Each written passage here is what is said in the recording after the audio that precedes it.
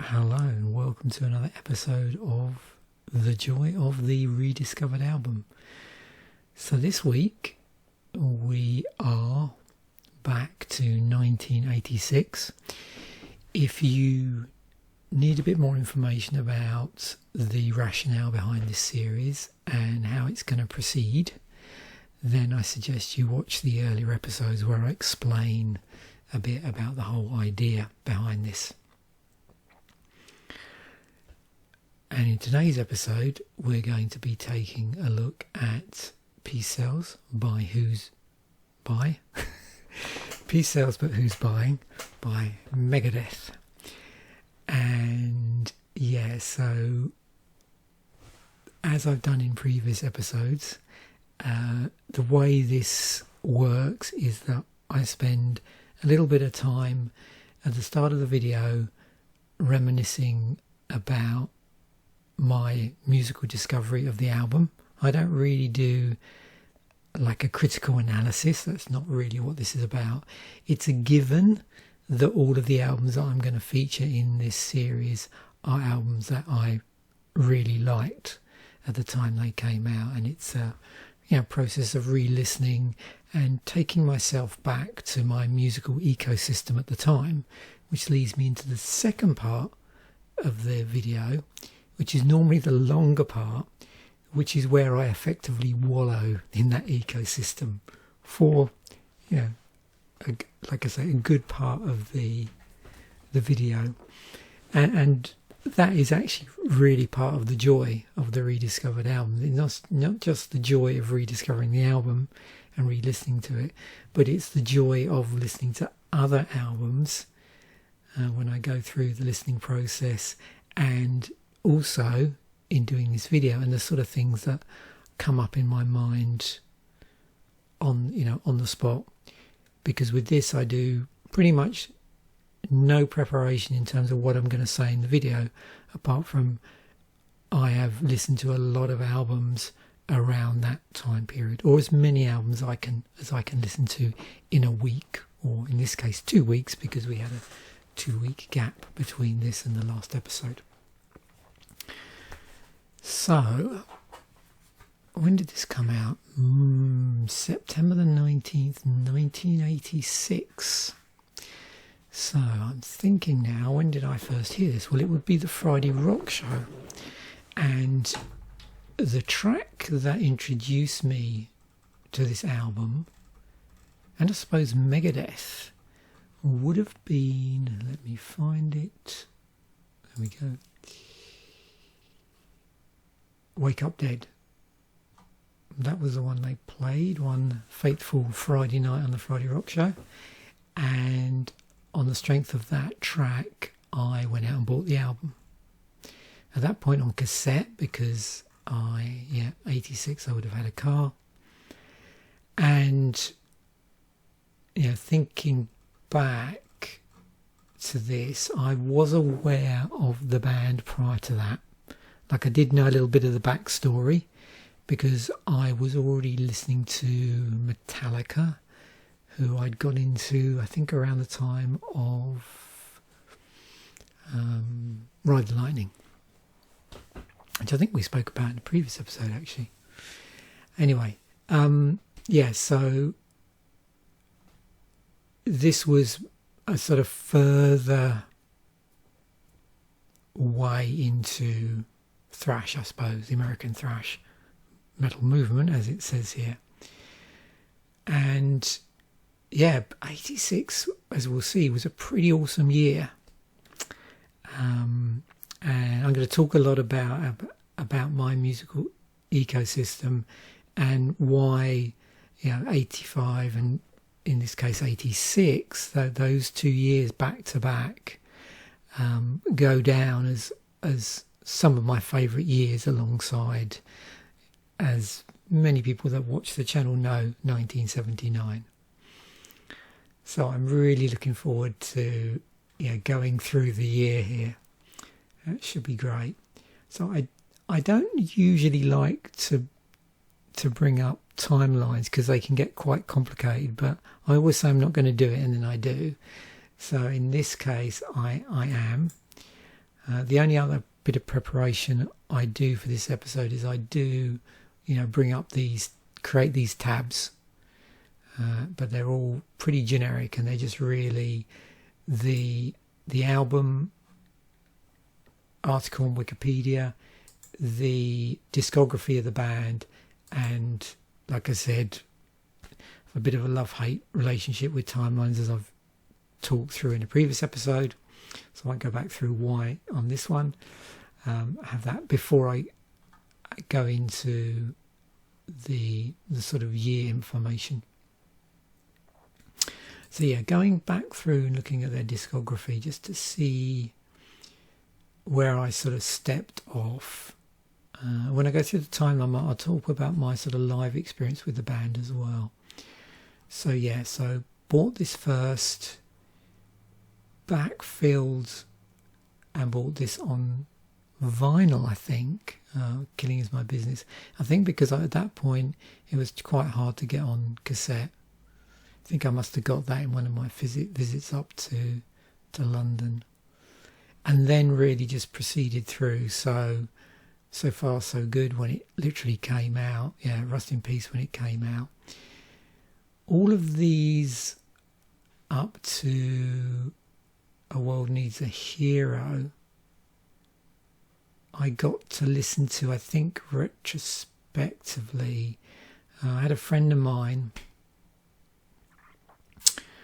who I met through a place that I worked at in the 90s, but I already knew them because I knew their sort of the family, and they were a big Megadeth fan, and so I had a listen to, then this would have been later, leading into the 2000s, I suppose.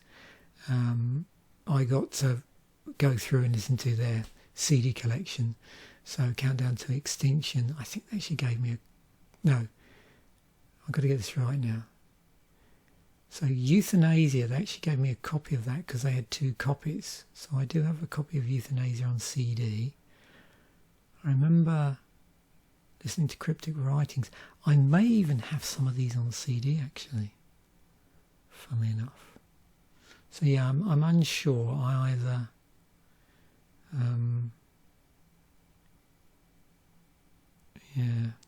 it's interesting because that my memory is a little bit foggy. Let me just refresh my memory off camera here. So I'm just going to go onto my online music collection, which is a copy of what's on my original iPod. So talk amongst yourselves while I just check this. This is one of the exciting bits and the downsides of doing things on the fly, is that sometimes something will come into your head and you think, I need to check that, but I can't check it very easily. Where are we? Megadeth. Okay, Countdown to Extinction, Cryptic Writings, Risk, Rust in Peace, and Euthanasia. So yeah, I do.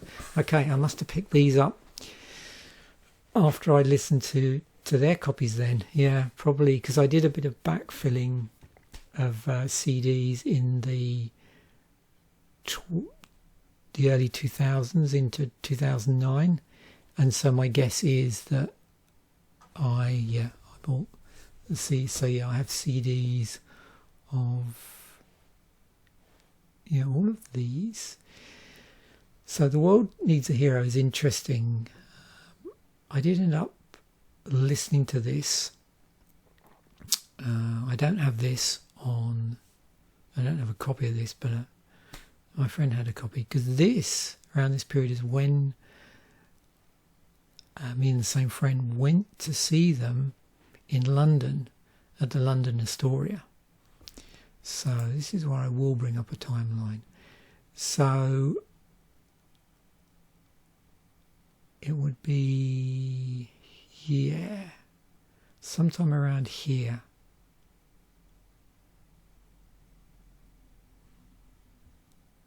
So 2001. So yeah, saw them at the London Astoria back when it was still there. Now it's, well, it got demolished, didn't it, to make way for the, was it the Cross London Underground, was it the Elizabeth line? I think it ultimately went up to, went on to be. Yeah, I can't even remember the name of the Underground rail line that was put in. But in 2000, the London Astoria and the LA2 were still there.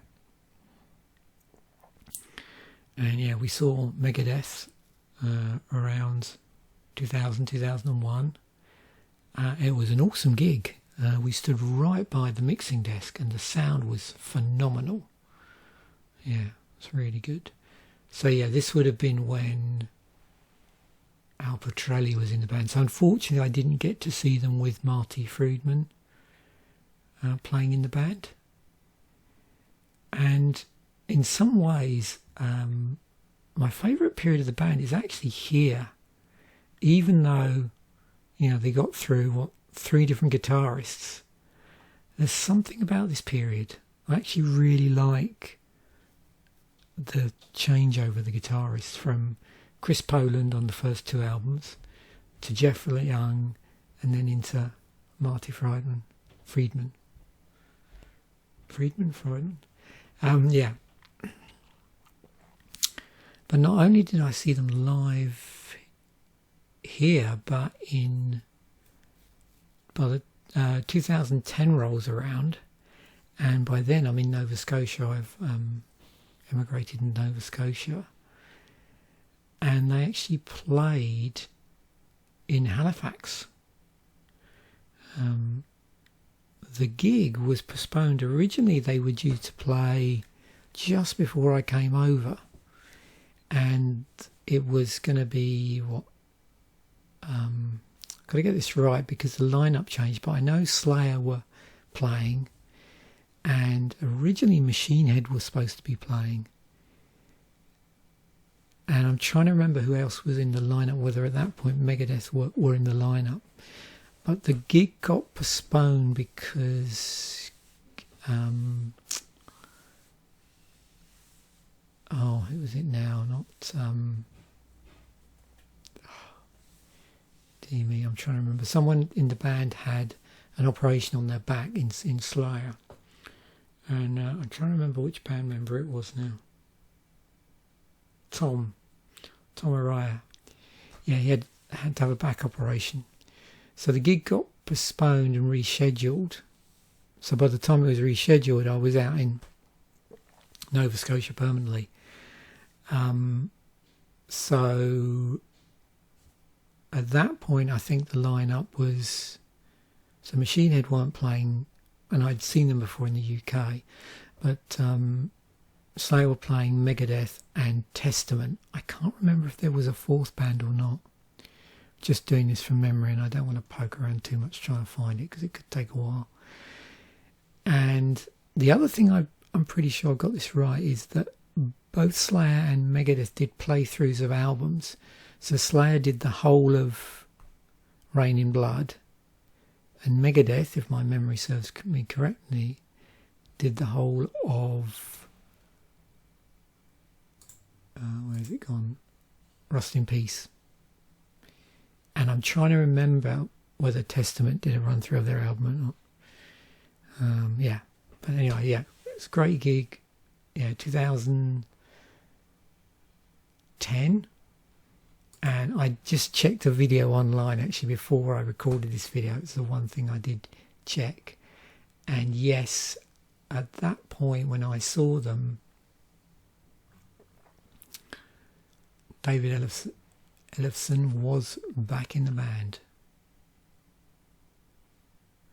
2008, 2009, 2010. Yeah, just at this point, it was July of 2010. It was pretty good, although the sound wasn't as great, because when I saw them in the London Astoria, it was quite a small venue, and we were right by the mixing desk. When I saw them in Halifax, we were in the big, what is now the Scotia Arena, which is like a hockey arena. Well, it's a hockey arena, not like it's a hockey arena. And I'm trying to remember where we were. I think we were pretty high up, off to the side, so we didn't have a great view. And you know, it's a bit of hit and miss, I think, with those arenas in terms of sound. But yeah, way back when I saw them in 2001, the sound was amazing at the London Astoria. So on with that, slight remembering, if you like, of tour dates and a little bit about my initial discovery of this album. Let's just move on to 1986 in terms of the sort of UK music ecosystem. So this is very much, UK focused. See what was grabbing my attention at that point. And I'll talk to that and some other things. I've got my little book here. It's funny, I got this out. This is a list at the back of this book. I don't know if you can hear me flicking through the pages. I've got a list of some gigs I went to in the 80s. Not because Megadeth are in here, that wasn't until the 2000s, but because I wanted to dig it out, because I'm going to be talking about 1986 here. And it's a funny book, this, because I just noticed at the front there's a page of French. This must be my youngest brother's French book from junior school or somewhere. He basically used once. I recognise that as French, actually. I recognise his handwriting. And then the next bit of it is actually, basic programming language. Quite a bit of, I must have been working on something. I'll have to have a look through this in detail and find out what I was actually trying to write. One of them looks like an adventure game, which I know why wasn't successful. And there's some recipes in here. Anyway, I digress. 1986 was the first band I saw live in 86. New Order. Oh yeah, I went to see them with my middle brother. So I'll talk about that as we try and talk about that as we go along as well. So 86 in British music. What have we got here? I include a link to this. I'm not going to go through this blow by blow, but I'll include a link to all of this stuff actually. Oh, the Magic Tour. There we go. Anything particularly for what I was listening to? Not really. Okay. Best albums of 86. Best ever albums. Queen is Dead. Master of Puppets by Metallica. Graceland So. Skylarking. Colour of Spring. Talk Talk. Rain in Blood. Oh, License to Ill by the Beastie Boys. Wow. Black Celebration by Depeche Mode. Using best ever albums, let's just look at what's listed as their best albums in terms of this particular site's ranking. Rust in Peace, Peace Hills, Who's Buying, Countdown to Extinction, Euthanasia, So Far So Good So What, Dystopia, Killing Is My Business, Cryptic Writings, and so on. Yeah, I haven't really listened to much actually after this period. There's a lost interest here, I suppose. So let's go. I just wonder why I was here. I was probably looking at The Dark by Metal Church and Rain in Blood when I first brought this up, just as I was getting the tabs ready.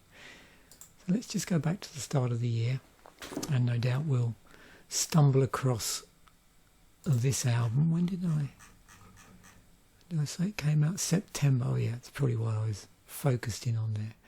So yeah, September. You go down. There it is. Yeah, that's why I was there. There's Brotherhood by New Order. Wow. So that was 86. So I saw them earlier in the year then.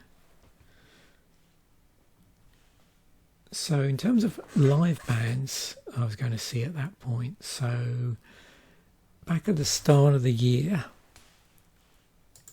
so this would have been around here in March, first band I saw was New Order at the Brighton Centre with my middle brother. And it looks like their most recent album wasn't out yet. But I remember, I thought State of the Nation was out. Well, we'll have a look if I remember when we get there and see where everything was. So, let's have a look. Different Light by the Bangles. I'll try and flag up stuff here that I bought as it came out. But you can see we got a lot of stuff coming out in this year. Album by Public Image Limited. That's the one with, I think, Steve Vai and... Didn't Ginger Baker play on it? Yeah. Although I don't think they ever toured with that lineup. Oh, Seventh Star by Black Sabbath. Yeah. Didn't buy that till quite a number of years later, though.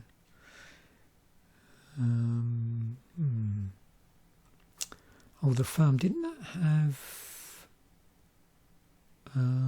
Paul Rodgers was the singer in that, wasn't it? Like some sort of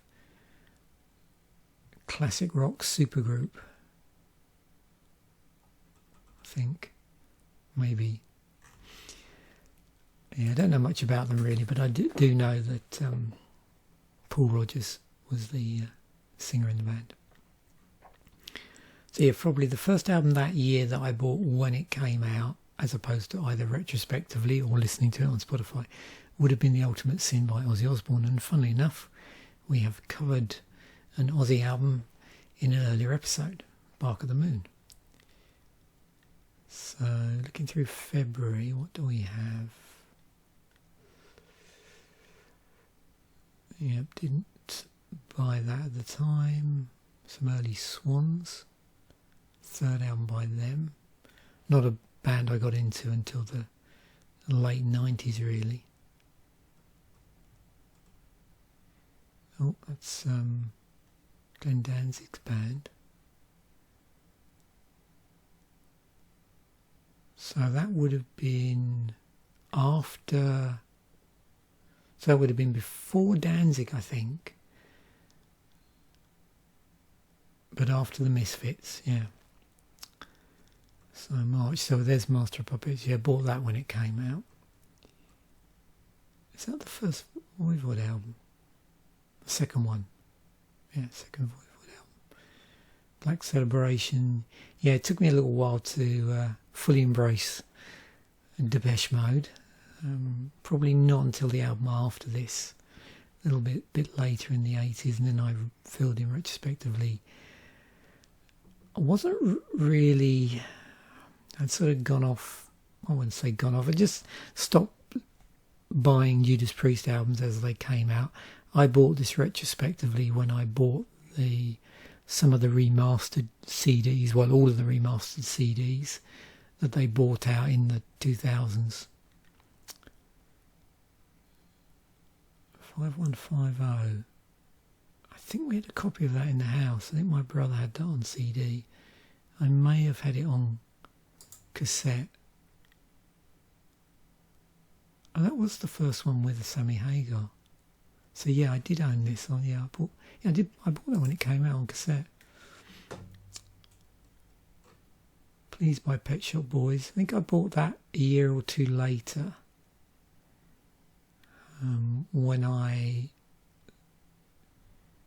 think I bought the remix album.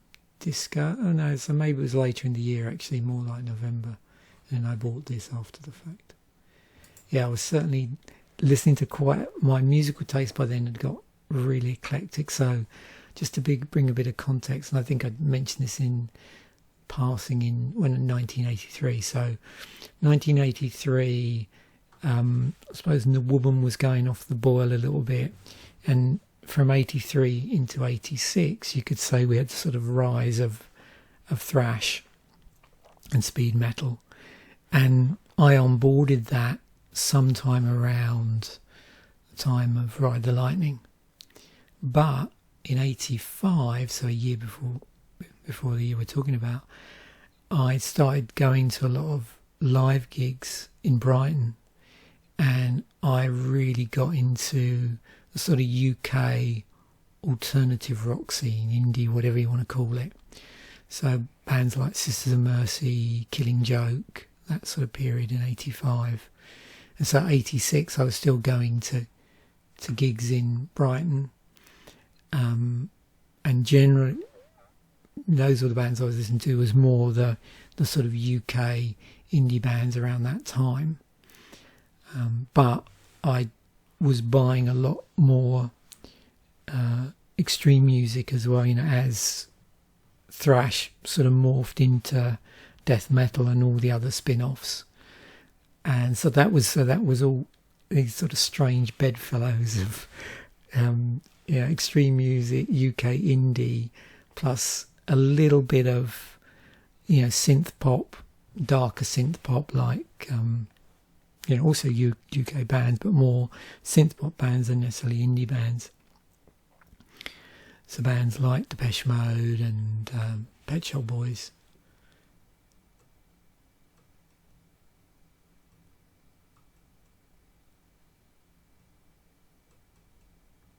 I didn't start listening to Great White until a little bit later, actually. So moving to April now. Yeah, I didn't really get into Cocteau Twins at the time, not until a little bit later. But I got into a lot of bands that were clearly influenced by the Cocteau Twins. Didn't buy this album, funny enough. I bought the album, I think, previous to this. Was it Metal Heart? But not Russian Roulette. I think that was the last album with Udo in the band. Oh yeah, I remember buying this. I was chomping at the bit. This actually... So I saw the Banshees in... Where was it? In 85. So I was trying to think if this came out in 86. Yeah, April 86. And I saw them in, according to my notes, October of 85. Interesting. So I'm going to need to check that now. Oh, that's why. Yeah, Cities in Dust came out. That was fascinating, when bands would tour off the back of a single. That was a thing. Used to happen quite a bit with Big Country, actually, and The Cult did it as well when She Sells Sanctuary came out. Imagine that, like doing a tour off the back of a single. Yeah, so because there'd been a bit of a gap anyway, so I think any excuse to tour, I suppose. So yeah, I saw them in October 85, but Tinderbox wasn't released until 86, which is why I was chomping at the bit to get the album. Although I remember buying this as I've got this on vinyl as a 12-inch single when it came out. Oh well, that takes me back. Yeah. So looking at my list here, who else did I see the first part of the year? Oh, the Ramones at the Brighton Top Rank in May of 86. I'm assuming that was to support Too Tough to Die, maybe? And probably just after when that was released, thinking about it. And then also in May, on the 19th, I saw the Cramps with the Stingrays supporting. And I remember, was it Lux what's his name? Is it Lux Interior? I was getting confused about his name. Hanging off the PA. He was out of his mind on wine, and he was just hanging off the PA. Yeah, so I saw the Cramps also in 86 in May. And the Cherry Bombs as well in May. So the Cherry Bombs were a spin-off band from Hanoi Rocks. So they had Andy McCoy and Nasty Suicide. Wow, I'm doing well today, remembering these names. And the lead singer was from... Was it from the previous band? Was like an all-female band? We'll see if Cherry Bombs come up on the list here. I can't remember what album, if any, was out at the time. But I saw them at Brighton Coasters, which was a nightclub, with the Babysitters supporting and the Choir Boys. It was a pretty sleazy lineup, like sleazy rock lineup. And yeah, so that again was another gig in May. Wow, a lot of gigs in May. So in April, in terms of albums, apart from Tinderbox, what else did I buy when it came out? I remember buying this about a year, maybe a year later, because I was curious about German thrash, and this was just the heaviest thing I'd heard. Yeah, in fact, when we get to it, it may be the case that I did lag back a bit buying Rain in Blood, and probably listened to this before I listened to Rain in Blood. But this was just sounded so brutal to me at the time. Probably if I listened to it again, I'd still find it pretty brutal. I hadn't actually got around to listen to this, and in terms of other albums I listened to in '86 recently. But yeah, so The Cure had a compilation album out. So Animal Boy by the Ramones. So it was the next album after Too Tough to Die. Okay. So yeah, that must have been to support that. That was a loud gig. Yeah, my ears. That's the only time when I've had my ears ringing for a whole day afterwards into the following day. So literally my ears were ringing for 2 days. It was just insane.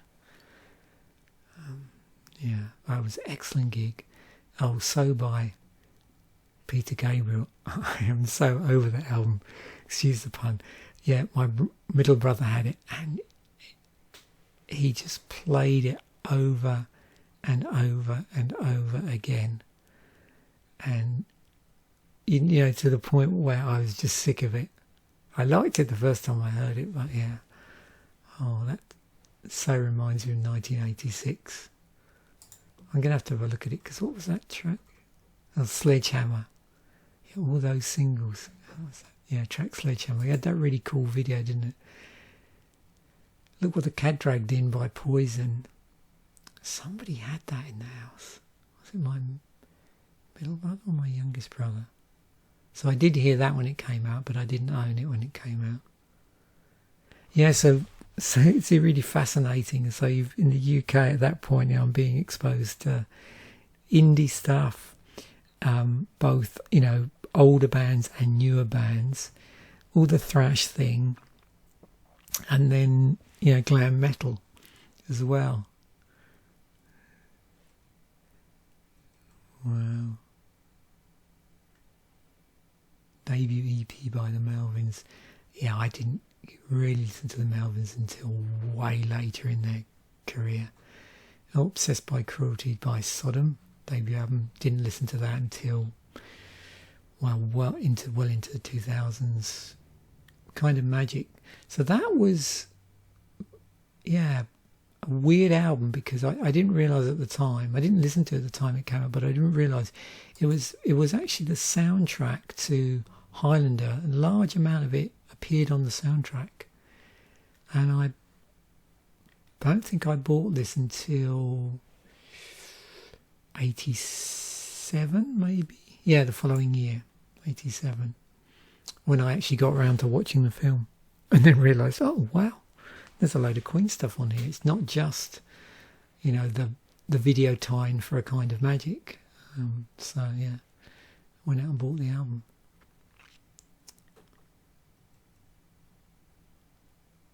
Yeah, I'm not really a big later Genesis fan. Oh, this is a classic, but I didn't really get into them until, I don't know, a couple of years later. Queen is Dead by the Smiths. I remember when I was down in Brighton seeing live bands, there were always loads of posters for the Smiths. I did have an opportunity to, I think, to go to see them in 85,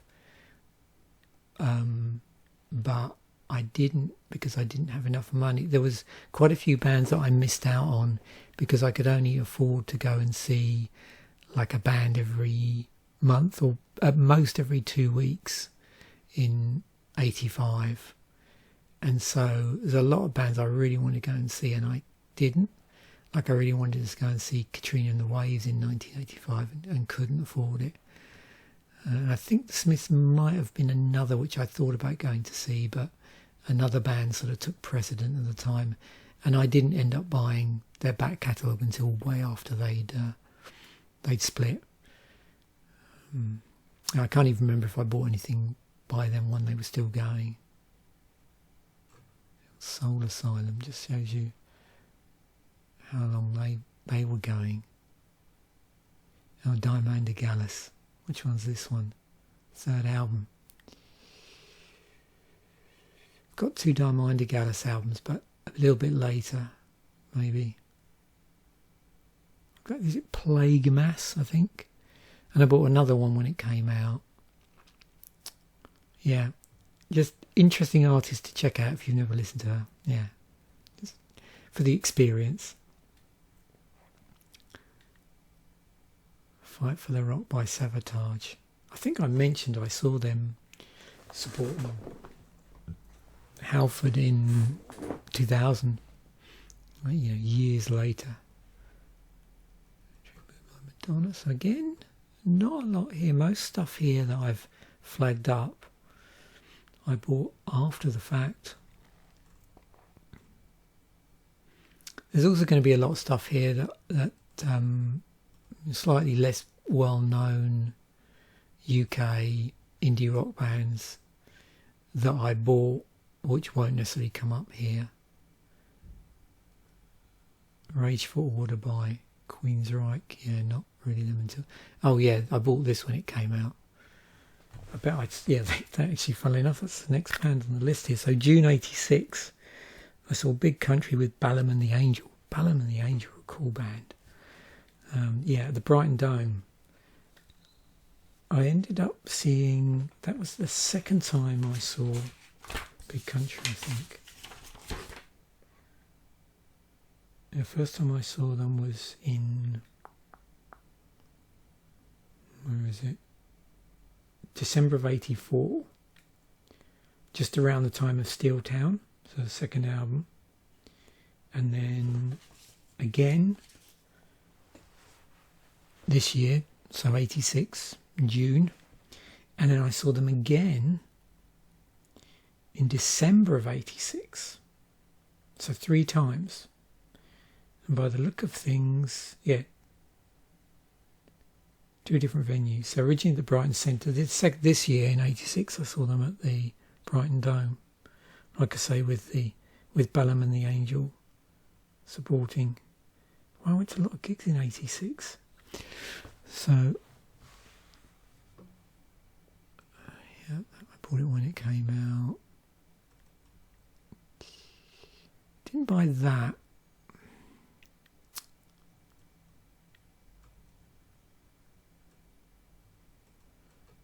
Okay, what do we got?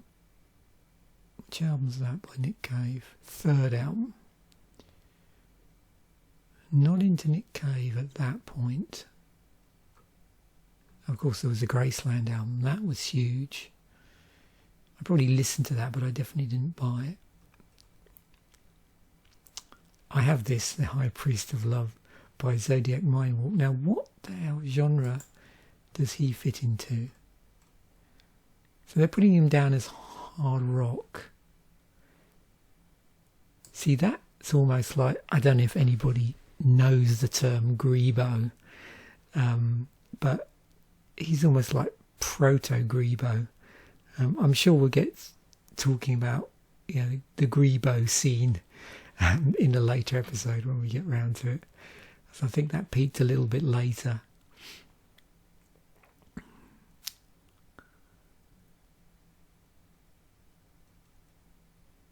Is that a solo David Sylvian album? Yeah. And Skinny Puppy. And again, these ones not really till a little bit later. Oh, there's Love and Rockets. So that's the spin-off band from Bauhaus. True Colours by Cyndi Lauper. Yeah, I don't have that album, I don't think.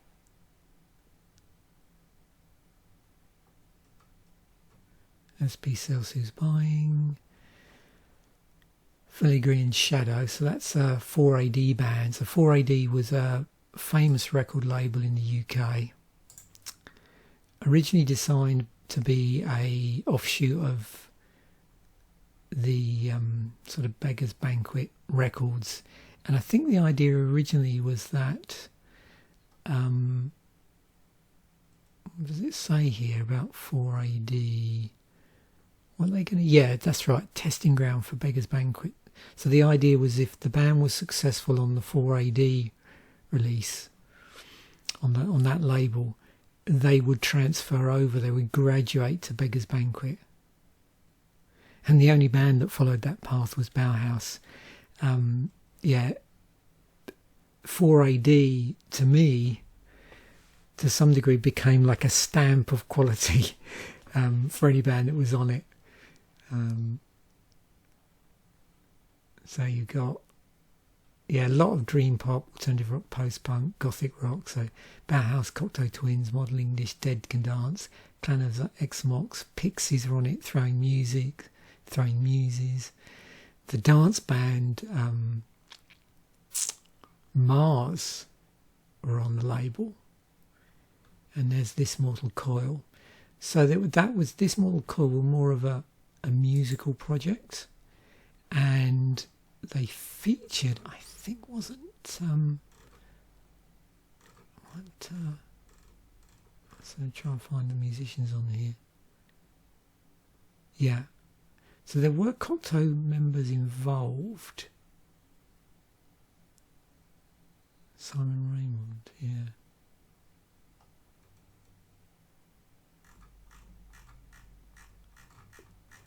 But if you like Dead Can Dance, and well, here it's got dream pop as well. So Dead Can Dance, and who else here? Yeah, Cocteau Twins. Fun enough. Then definitely check them out. This Mortal Coil. Did I own that album? What was on here? Nope. Don't think I did.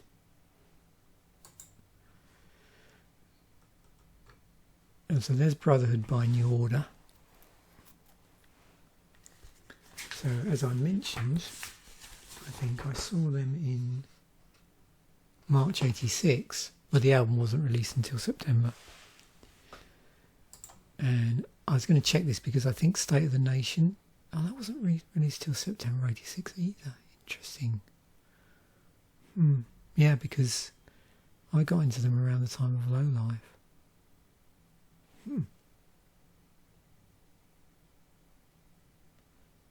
Yeah, odd. I don't think the entry's wrong in my book, but it could be.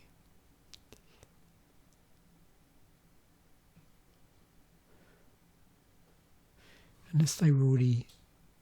Yeah, it's the sort of phantom memory I've got is of me seeing them do State of the Nation live, but that could have been on a TV programme thinking about it.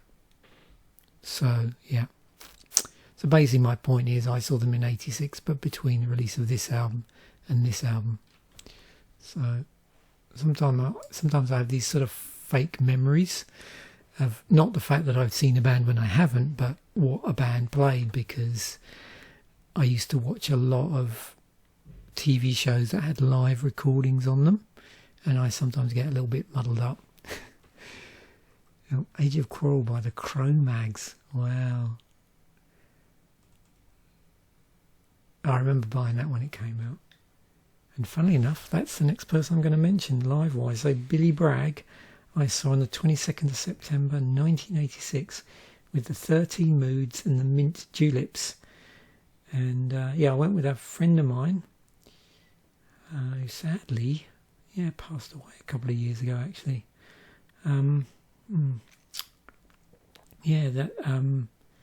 We went down to see Billy Bragg.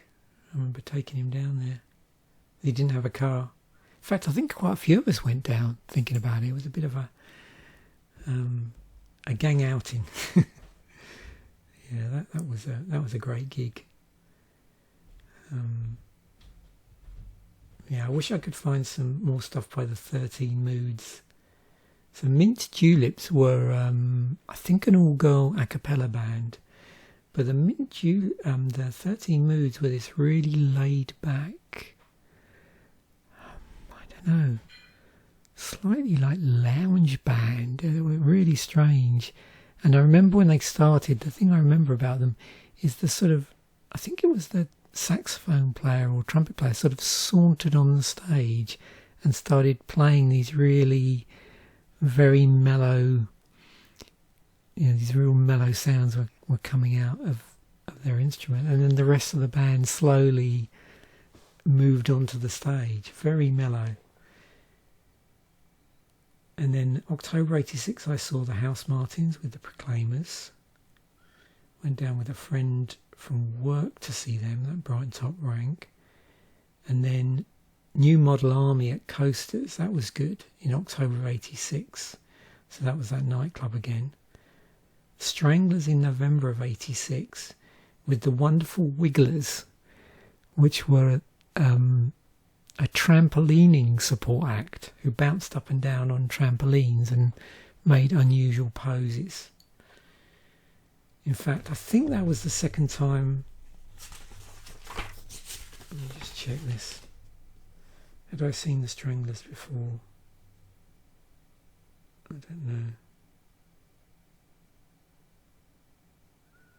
Yeah, not sure there. There was somebody we saw who had a comic as a support act, which is really surreal. And I don't have a note. Oh yeah, I saw the Stranglers in 85. That was right, yeah. So I went to see the Stranglers in 85. Actually, with my middle brother, because a friend of mine was supposed to be coming with me, and he bailed at the last minute. So I took my middle brother down, and so going to see the Stranglers became a thing. So yeah, when we went the following year, we went in 86 again. It was the wonderful Wigglers this time, and Exmel Deutschland, I think, also. But yeah, it was very weird. We figured that they'd like to throw sort of curveballs with the support act. November 86 I saw The Mission with the Rose of Avalanche, and then Big Country again in December, as I mentioned. The Mission gig was strange because that was the one time where I nearly bought tickets twice by accident. The support act, which was the Rose of Avalanche, they advertised independently of The Mission. So I went and bought tickets for The Mission, and then saw a separate ad for the Rose of Avalanche. I thought, I fancy going to see them, because they were very similar to the, part of that whole Sisters of Mercy thing. Bands that were in a similar style. And in fact, they named themselves Rose of Avalanche. They named themselves after Dr. Avalanche. And so I think I actually went down to the record store one lunchtime, or maybe by then, was I going to college? No, I wasn't at college by then, I don't think. So I must have gone at the weekend to just buy albums and things. And going into, there was a ticket office in the record store in Brighton. I think the Virgin Megastore and the HMV sold tickets for local gigs, and I was looking at the boards, just about to buy the tickets, and I thought, hang on, that's the same date as the Mission gig. And then I realised it was the same gig. And the weird thing at the gig was when I went to see the band, it's the only time I've seen more people at the support act than I have the main band. I got there and it was full for people that wanted to see Rose of Avalanche, and then a load of people left and didn't stay for the Mission. I think there was a bit of when Sisters of Mercy split and Wayne Hussey went off and formed the Mission. There was a bit of a splitting of the fan base as well. So yeah, that was reflected in I think that particular gig. And I think there were people that liked Sisters of Mercy and liked Rose of Avalanche. They were the ones that probably left when the Mission came on. And they didn't like the Mission. I liked, all three bands, so I didn't have a problem. Okay, moving on. I've rambled there with not much changing on the screen, but it's I'm having so much fun remembering this period. It's just awesome period. I was just going to so many gigs then in Brighton, and so many different. So yeah, there we go. See, Dreamtime, the Stranglers. Yeah, my brother owned a copy of that. Rain in Blood, like I said, I think I bought that about a year later for some reason. Not sure why, because I did have a copy of Hell Awaits already, so yeah, maybe I just ran out of money. So many gigs, so many bands. Liverpool by Frankie Goes to Hollywood, yeah, I bought that when it came out. Whiplash Smile, bought that when it came out. To Hell with the Devil by Stryper. I think I had a Stryper compilation actually, funnily enough, several years later. I have one Possessed album, Seven Churches, but that was bought several years later. Yeah, it took me about a year to get into Yngwie, so not at this point, probably the following year. Oh, there's a House Martins album. The funny thing was, with a lot of these bands, I went to see the House Martins, but I don't ever remember buying the album. And a lot of times I would see the band before I bought the album and actually be disappointed by the album because it didn't have the same, presence of seeing the band live.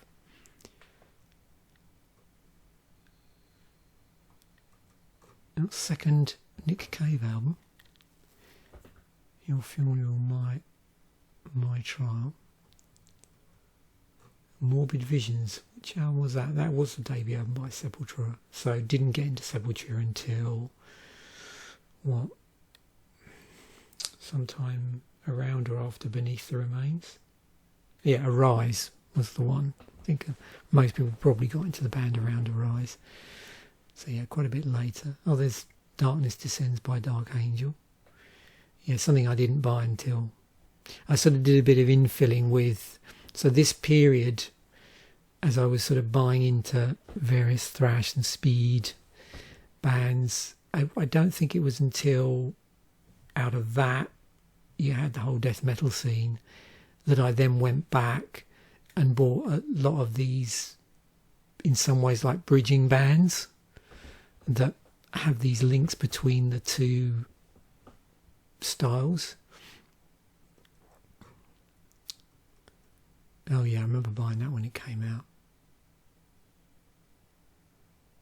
Yeah, quite different from their stuff. In fact, that album and the album that followed it, yeah, quite different from the other Killing Joke albums. But I really enjoy them. I actually really enjoy this period of Killing Joke. In fact, I enjoy all periods of Killing Joke. But yeah. Oh, Eye Against Eye by the Bad Brains, third album by them. Didn't really get into them until a lot later. Didn't really know much about them. Live Magic album, no, that wasn't until later. But like I said, I wasn't super on the ball with Queen at this point. I think the album that I bought when it came out after that would have been Innuendo, which is sometime after this period. Yeah, anything by The Damned. I bought that. I'd seen them live, I think, the previous year.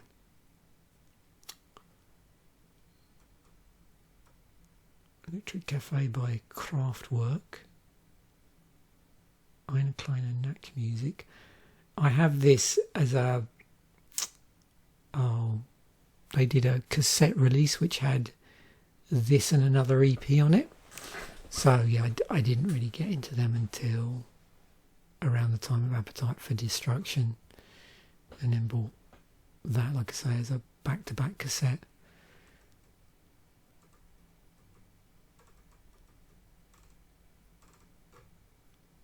Yeah, so I suppose of this period, I've, in some ways, as you probably guessed there, now I've thought about it, I've got better memories of live gigs, which doesn't surprise me because of how many I was going to, relatively speaking, than I do of, necessarily, or of buying albums when they came out. And again, that might be a, what do you call it, like competing, was it alternative cost or whatever, where I'm, basically, can't necessarily buy as much money on albums as I would like because I'm going to see bands live, and obviously I've got to drive down to Brighton, pay for parking, pay for a drink, although back then drinks weren't as expensive as they are now. Oh, there's Somewhere in Time. Yeah, I knew there was an Iron Maiden album lurking here somewhere. Yeah, I did a massive infilling with Iron Maiden stuff that I'd skipped over around the 2000s, when suddenly on Amazon second-hand CDs got unbelievably cheap.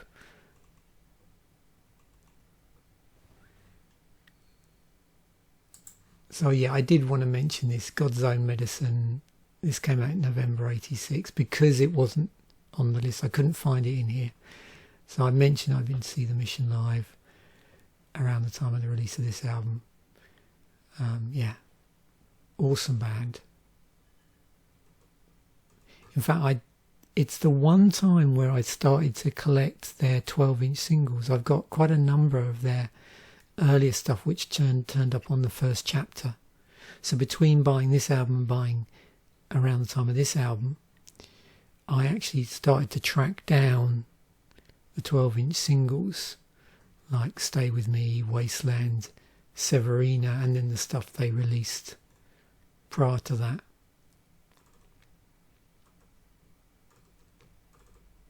One of these I've got a really nice fold-out poster actually.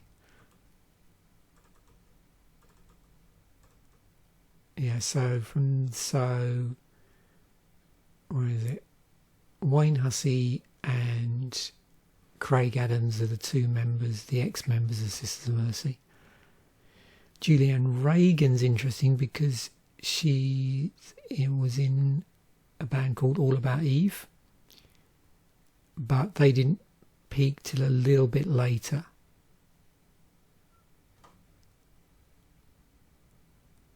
So with Sisters of Mercy,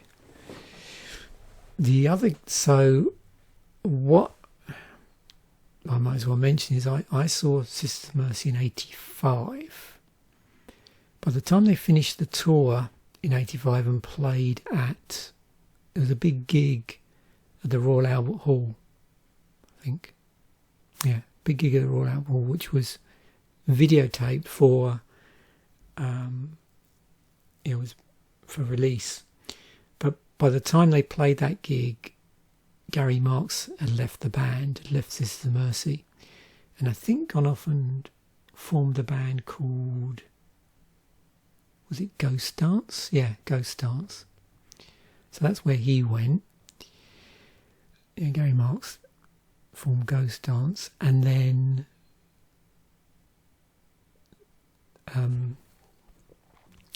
Craig Adams and Wayne Hussey go and form The Mission, and then that leaves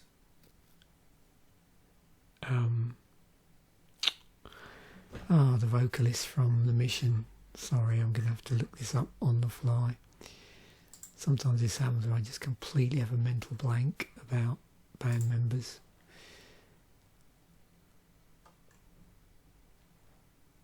Oops. There we go. Sisters of Mercy. Personnel.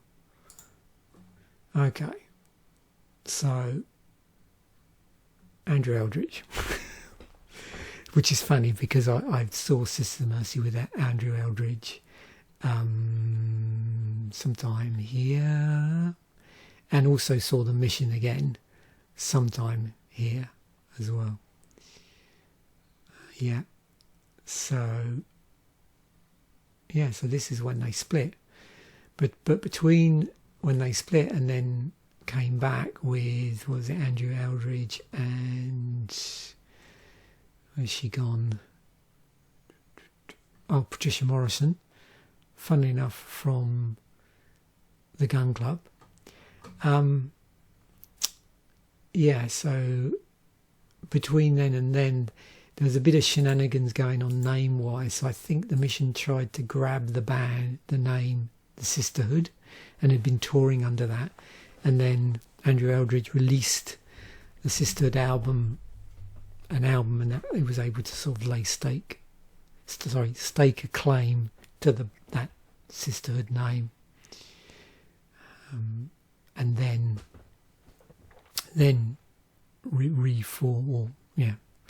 formed a new version of the Sisters of Mercy. So a pretty fractious time, I think, between both bands, 85 into 86 and probably beyond. And I think there was a lot of, animosity in the press as well. So that's where I was sort of going with this, down a bit of a rabbit hole as well. But it just reminds me of the time, and that's why I just wanted to bring it up as a sort of pointer to remind myself. Mick Brown came from Red Lorry, Yellow Lorry. I had to say that slow. And Simon Hinkler. Oh, I didn't know he was in Pulp. But yeah, I saw The Mission work. Incredible live. They had these fans called the Eskimos, and they used to just follow the band round. And I remember, I think, lining up to get in to see, was it The Mission? Because there were two bands that happened a lot when I first became aware of a large amount of fans following the band around. One was The Mission, and the other one was a band I'd mentioned that I saw live at that time, which was, try and find it, New Model Army as well. Because I remember standing in line for the gig, and there were members of I think people that were following them round, or just people clearly that were going to go in and see the band, begging for money for drinks basically. So they were pretty open about it. So I think, because how I knew, I think I had a discussion with one of them about, they said, oh yeah, we're following the band around. So, on tour. So yeah, definitely the first time I became aware of that as a thing, and then I was made aware that no, it was, that was a thing generally. And then just a quick look at films for that year, just to give it a bit more of another placement. So they're the top highest grossing films. So Top Gun, Crocodile Dundee, Platoon, Karate Kid, Star Trek 4. Is that, yeah. The Voyage Home, Back to School. Aliens came out that year. Golden Child. Wow, I've seen a lot of these on TV or on video. I don't remember going to see any of them specifically at the cinema, come to think of it. I was too busy going to live gigs. But definitely, I think most of these, about 2 or 3, I've seen either on video or on when they got around to showing them on TV. Yeah, that's an awesome film. So is that, actually. So there we have it. It's probably very overlong there, but I do enjoy doing these, and it's fun to look back through all of this. This just brings so many awesome memories back of like 86 and going to see bands. And at that point, the nice thing was when I first went to see bands in 85, I didn't have a lot of luck persuading people to come to see bands. They weren't really their cup of tea. So most of 85 I went on my own. A good deal of the bands that I saw in 86 were with other people, which was really nice. Either just one person or a group of individuals. And as I think people got into the sort of bands that I was getting into, and also became a little bit more aware and, you know, of the bands when I would sort of wax lyrically about them after seeing them live, they'd sort of get, you know, obviously it was infectious, I think, and then they'd want to go and see the bands. So yeah, 86 was when I managed to entice a lot more friends to see bands with me, which was always nice to do that. So thanks once again for watching. Bye for now, and I will catch you in a future episode.